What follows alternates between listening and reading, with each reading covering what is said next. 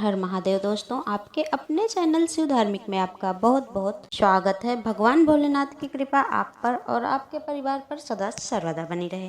दोस्तों, आज की वीडियो में हम बात करने वाले हैं माँ संतोषी की व्रत कथा। जैसा कि हम जानते हैं, शुक्रवार माता संतोषी को समर्पित है, तो इस दिन माता संतोषी का व्रत रखा जाता है। तो आज की वीडियो में हम सुनेंगे शुक्रवार माता संतोषी की व्रत कथा। तो आप सभी ध्यानपूर्वक और पूरे श्रद्धा भाव से माता संतोषी की कथा जरूर सुने और हाँ, कथा को बीच में नहीं छोड़ें। शुक्रवार के दिन माँ संतोषी का व्रत पूजन किया जाता है। इस पूजन के दौरान माता की आरती, पूजन तथा अंत में माता की कथा सुनी जाती है। तो आइए सुनते हैं शुक्रवार के दिन की जाने वाली संतोषी माता की व्रत कथा। एक बुढ़िया थी, उसके 7 बेटे थे। 6 कमाने वाले थे जबकि एक निकम्मा था। बुढ़िया 6 बेटों की रसोई बनाती, भोजन कराती और उनसे जो कुछ जूठन बचती वह 7वें को दे देती।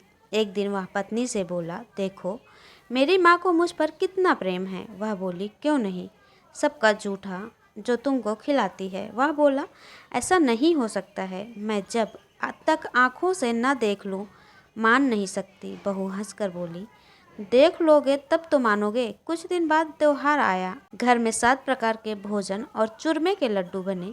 वह जांचने से को सिर दुखने का बहाना कर पतला वस्त्र सिर पर ओढ़े रसोई घर में सो गया।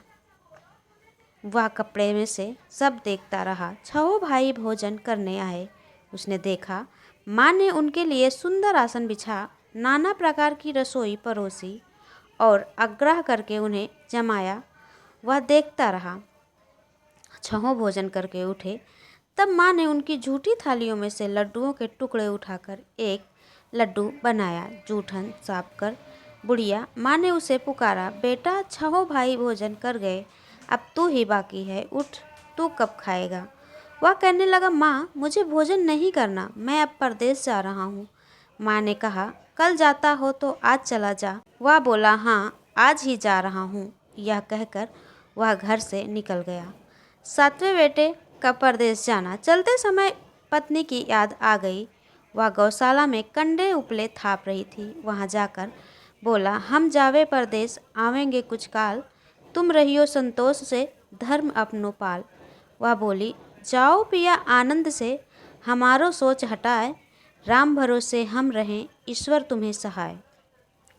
2 निशानी आपन देख, धरूं में धीर, सुधिमति हमारी विसारियो, रखियो मन गंभीर। वह बोला, मेरे पास तो कुछ नहीं है, यह अंगूठी है, सो ले और अपनी कुछ निशानी मुझे दे। वह बोली, मेरे पास क्या है, यह गोबर भरा हाथ। यह कहकर वह उसकी पीठ पर गोबर के हाथ की थाप मार दी। वह चल दिया। चलते चलते दूर देश पहुंचा। वहाँ एक साहूकार की दुकान थी। वहाँ जाकर कहने लगा, भाई मुझे नौकरी पर रख लो। साहूकार को ज़रूरत थी, बोला, रह जा। लड़के ने पूछा, तनख्वाह क्या दोगे। साहूकार ने कहा, काम देखकर दाम मिलेंगे। साहूकार की नौकरी मिली। वह सुबह 7 बजे से 10 बजे तक नौकरी बजाने लगा। कुछ दिनों में दुकान का सारा लेन देन, हिसाब किताब, ग्राहकों को माल बेचना, सारा काम करने लगा। साहूकार के 7-8 नौकर थे, वे सब चक्कर खाने लगे।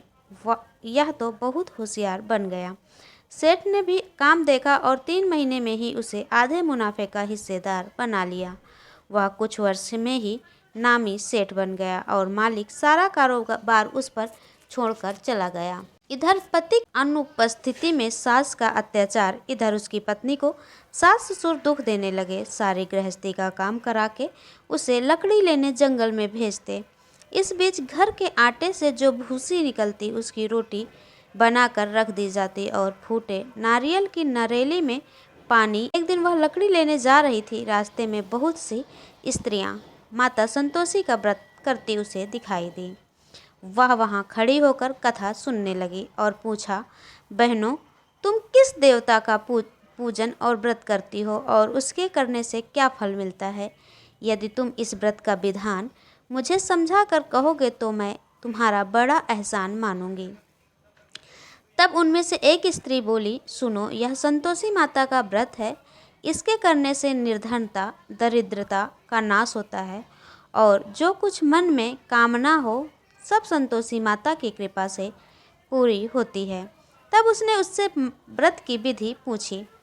वह भक्तिनी स्त्री बोली, 1.25 आने का गुड़ चना लेना, इच्छा हो तो 5.25 आने का लेना या 1.25 रुपये का भी सहूलियत के अनुसार लाना। बिना परेशानी और श्रद्धा व प्रेम से जितना भी बन पड़े सवाया लेना। प्रत्येक शुक्रवार को निराहार रहकर कथा सुनना।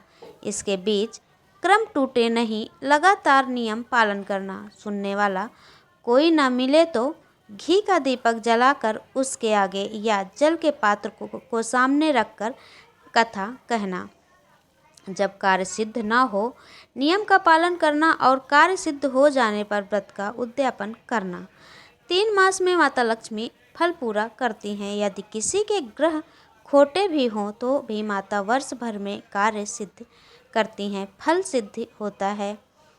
फल सिद्ध होने पर उद्यापन करना चाहिए। बीच में नहीं। उद्यापन में 2.5 सेर आटे का खाजा तथा इसी परिणाम से खीर तथा चने का साग करना। 8 लड़कों को भोजन कराना। जहाँ तक मिले देवर, जेठ, भाई बंधु के हों, न मिले तो रिश्तेदारों और पास पड़ोसियों को बुलाना। उन्हें भोजन करा यथाशक्ति दक्षिणा दे माता का नियम पूरा करना। उस दिन घर में खटाई नहीं खाना। या सुन, बुढ़िया के लड़के की बहू चल दी। व्रत का प्रण करना और माँ संतोषी का दर्शन देना। रास्ते में लकड़ी के बोझ को बेच दिया और उन पैसों से गुड़ चना ले माता के व्रत की तैयारी कर आगे चली और सामने मंदिर देखकर पूछने लगी, यह मंदिर किसका है? सब कहने लगे संतोषी माता का मंदिर है। यह सुनकर माता के मंदिर में जाकर चरणों में लौटने लगी। दीन की विनती करने लगी, माँ मैं निपट अज्ञानी हूँ, व्रत के कुछ भी नियम नहीं जानती। मैं दुखी हूँ, हे माता जगत जननी, मेरा दुख दूर कर, मैं तेरी शरण में आई हूँ। माता को दया आई और एक शुक्रवार बीता कि दूसरे को उसके पति का पत्र आया और तीसरे शुक्रवार को उसका भेजा हुआ पैसा आ पहुँचा। यह देख जेठ जेठानी मुँह सिकोड़ने लगे। लड़के ताने देने लगे। काकी के पास पत्र आने लगे, रुपया आने लगे। अब तो काकी की खातिर बढ़ेगी। बेचारी सरलता से कहती, भैया कागज आवे रुपया आवे, हम सब के लिए अच्छा है। ऐसा कहकर आंखों में आंसू भरकर संतोषी माता के मंदिर में आ मतेश्वरी के चरणों में गिरकर रोने लगी। माँ मैंने तुमसे पैसा कम मांगा है, मुझे पैसे से क्या काम है? मुझे तो अपने सुहाग से काम है। मैं तो अपने स्वामी के दर्शन मांगती हूँ। तब माता ने प्रसन्न होकर कहा, जा बेटा, तेरा स्वामी आवेगा। यह सुनकर खुशी से बावली होकर घर में जाकर काम करने लगी। अब संतोषी माँ विचार करने लगी, इस भोली पुत्री को मैंने कह तो दिया कि तेरा पति आएगा, लेकिन कैसे? वह तो इसे स्वप्न में भी याद नहीं करता। उसे याद दिलाने को मुझे ही जाना पड़ेगा। इस तरह माता जी उस बुढ़िया के बेटे के पास जाकर स्वप्न में प्रकट कहने लगी, साहूकार के बेटे सो रहा है या जागता है? वह कहने लगा, माता सोता भी नहीं जागता भी नहीं हूँ, कहो क्या आज्ञा है? माँ कहने लगी, तेरे घर बार कुछ है कि नहीं? वह बोला, मेरे पास सब कुछ है, माँ बाप है, बहू है, क्या कमी है? माँ बोली, भोले पुत्र, तेरी बहू घोर कष्ट उठा रही है। तेरे माँ बाप उसे परेशानी दे रहे हैं। वह तेरे लिए तरस रही है, तू उसकी सुध ले। वह बोला, हाँ माताजी, यह तो मालूम है, परंतु जाऊँ तो कैसे? परदेश की बात है, लेन देन का कोई हिसाब नहीं, कोई जाने का रास्ता नहीं आता, कैसे चला जाऊँ? माँ कहने लगी, मेरी बात मान, सवेरे नहा धोकर संतोषी माता का नाम ले, घी का दीपक जला, दंडवत कर दुकान पर जा बैठ। देखते देखते सारा लेन देन चुक जाएगा। जमा का माल बिक जाएगा। सांझ होते होते धन का भारी ढेर लग जाएगा। अब बूढ़े की बात मान कर वह नहा धोकर संतोषी माता को दंडवत घी का दीपक जला दुकान पर जा बैठा।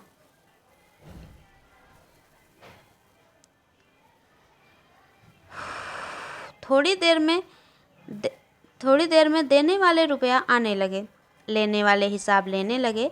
कोठे में भरे सामान की खरीदार नगद दाम से सौदा करने लगे। शाम तक धन का भारी ढेर लग गया।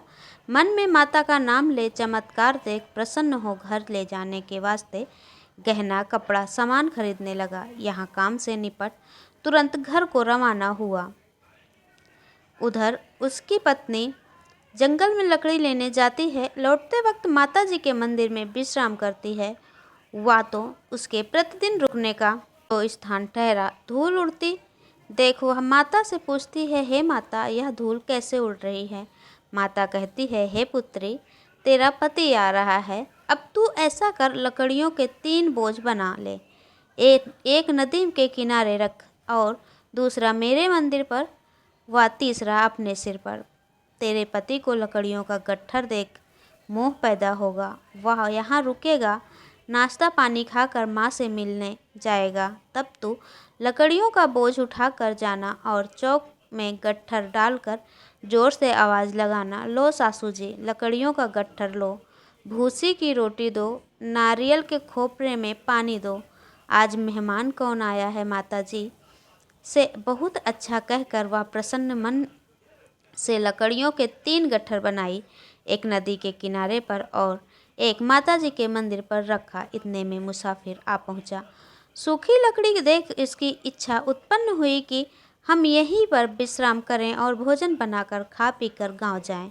इसी तरह रुक कर भोजन बना, विश्राम करके गांव को गया। सबसे प्रेम से मिला। उसी समय सिर पर लकड़ी का गट्ठर लिए वह उतावली सी आती है। लकड़ियों का भारी बोझ आंगन में डालकर जोर से 3 आवाज़ देती है, लो सासू जी, लकड़ियों का गट्ठर लो, भूसी की रोटी दो, आज मेहमान कौन आया है?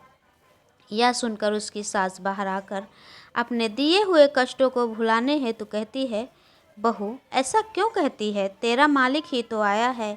आ बैठ, मीठा भात खा, भोजन कर, कपड़े गहने पहन। उसकी आवाज़ सुन उसका पति बाहर आता है। अंगूठी देख व्याकुल हो जाता है। माँ से पूछता है, माँ, यह कौन है? माँ बोली, बेटा, यह तेरी बहू है। जब से तू गया है तब से सारे गांव में भटकती फिरती है। घर का काम काज कुछ करती नहीं, 4 पहर आकर खा जाती है। वह बोला, ठीक है माँ, मैंने इसे भी देखा और तुम्हें भी देखा। अब दूसरे घर के ताले दो, मैं उसमें रहूँगा। माँ बोली, ठीक है, जैसे तेरी मर्जी। तब वह दूसरे मकान की तीसरी मंजिल पर कमरा खोल सारा सामान जमाया। एक दिन में राजा के महल जैसा ठाट बाट बन गया। अब क्या था, बहू सुख भोगने लगी। इतने में शुक्रवार आया। शुक्रवार व्रत के उद्यापन में हुई भूल किया खटाई का इस्तेमाल। उसने पति से कहा, मुझे संतोषी माता के व्रत का उद्यापन करना है। पति बोला, खुशी से कर लो। वह उद्यापन की तैयारी करने लगी। जेठानी के लड़कों को भोजन के लिए कहने गई। उन्होंने मंजूर किया, परंतु पीछे से जेठानी ने अपने बच्चों को सिखाया, देखो, भोजन के समय खटाई मांगना जिससे उसका उद्यापन पूरा ना हो। लड़के खाना खाने आए, खीर खाना पेट भर खाया, परंतु बाद में खाते ही कहने लगे, हमें खटाई दो, खीर खाना हमको नहीं भाता, देखकर अरुचि होती है। वह कहने लगी, भाई, खटाई किसी को नहीं दी जाएगी, यह तो संतोषी माता का प्रसाद है। लड़के उठकर खड़े हुए, बोले, पैसा लाओ। भोली बहू कुछ नहीं जानती थी, उन्हें पैसे दे दिए। लड़के उसी समय हट करके इमली खटाई ले खाने लगे। यह देखकर बहू पर माताजी ने कोप किया। राजा के दूत उसके पति को पकड़ कर ले गए। जेठ जेठानी मनमाने वचन कहने लगे, लूट लूट कर धन इकट्ठा कर लाया है, अब सब मालूम पड़ जाएगा, जब जेल की मार खाएगा। बहू से यह सहन नहीं हुआ। रोती हुई वह माता जी के मंदिर गई। कहने लगी, हे माता, तुमने क्या किया? हंसा कर अब भक्तों को रुलाने लगी। माता बोली, बेटी, तूने उद्यापन में करके मेरा व्रत भंग किया है। वह कहने लगी, माता, मैंने कुछ अपराध नहीं किया, मैंने तो भूल से लड़कों को पैसे दे दिए थे, मुझे क्षमा करो, मैं फिर तुम्हारा उद्यापन करूंगी। माँ बोली, अब भूल मत करना। वह कहती है, अब भूल नहीं होगी, अब बतलाओ वो कैसे आवेंगे? माँ बोली, जा पुत्री, तेरा पति तुझे रास्ते में आता मिलेगा। वह निकली राह में पति आता मिला। वह पूछी, कहाँ गए थे? वह कहने लगा, इतना जो धन कमाया था उसका टैक्स राजा ने मांगा था, वह भरने गया था। वह प्रसन्न होकर बोली, भला हुआ, अब घर को चलो। कुछ दिन बाद फिर शुक्रवार आया। वह बोली, मुझे फिर से माता का उद्यापन करना है। पति ने कहा, करो। बहू फिर जेठ के लड़कों को भोजन को कहने गई। जेठानी ने एक दो बातें सुनाई और सब लड़कों को सिखाने लगी, तुम सब लोग पहले ही खटाई मांगना। लड़के भोजन से पहले कहने लगे, हमें खीर नहीं खानी, हमारा जी बिगड़ता है, कुछ खटाई खाने को दो। वह बोली, खटाई किसी को नहीं मिलेगी, आना है तो आओ। वह ब्राह्मण के लड़कों को लाकर भोजन कराने लगी। यश शक्ति दक्षिणा के सखा एक एक फल उन्हें दिया। संतोषी माता प्रसन्न हुई। माता की कृपा होते ही 9वें मास में उसके चंद्रमा के समान सुंदर पुत्र की प्राप्ति हुई। पुत्र को पाकर प्रतिदिन वह माता जी के मंदिर को जाने लगी। माँ ने सोचा, यह हर रोज मंदिर आती है, आज क्यों न इसके घर चलूं। यह विचार कर माता ने भयानक रूप बनाया। गुड़ चने से सना मुख, ऊपर सूंड के समान होंठ, उस पर मक्खियाँ भिन भिन कर रही थी। देहली पर पैर रखते ही उसकी सास चिल्लाई, देखो रे, कोई चुड़ैल डाकिन चली आ रही है, लड़कों इसे भगाओ, नहीं तो किसी को खा जाएगी। लड़के भगाने लगे, चिल्लाकर खिड़की बंद करने लगे। बहू रोशनदान से उसे देख रही थी। प्रसन्नता से पगली बन चिल्लाने लगी, आज मेरे घर माता आई हैं, आज मेरे घर माता आई हैं।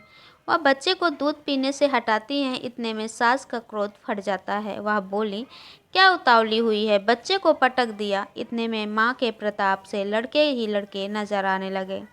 वह बोली, माँ, मैं जिसका व्रत करती हूँ यह संतोषी माता हैं। सबने माता जी के पैर पकड़ लिए और विनती कर कहने लगे, हे माता, हम मूर्ख हैं, अज्ञानी है, तुम्हारे व्रत की विधि हम नहीं जानते। व्रत भंग कर हमने बड़ा अपराध किया है। जग माता, आप हमारा अपराध क्षमा करो। इस प्रकार माता प्रसन्न हुई। बहू को प्रसन्न हो, जैसा फल दिया वैसा माता सबको दे। जो उनकी कथा पढ़े या सुने उनका मनोरथ पूर्ण हो। तो बोलिए संतोषी माता की जय। दोस्तों, वीडियो आपको पसंद आई हो तो आप वीडियो को लाइक कर लें, और चैनल पर नए हैं, अभी तक चैनल को सब्सक्राइब नहीं किया है, अगर आपको ऐसी वीडियो देखना पसंद हो, आपको कथा सुनकर अच्छा लगा हो, तो चैनल को सब्सक्राइब करके बेल आइकन को प्रेस कर लें। इससे ये होगा कि इस चैनल पर अपलोड होने वाली वीडियो की नोटिफिकेशन सही समय पर आपको प्राप्त होगी। तो मिलती हूँ मैं अगले वीडियो में अगली जानकारी के साथ, तब तक के लिए नमस्कार।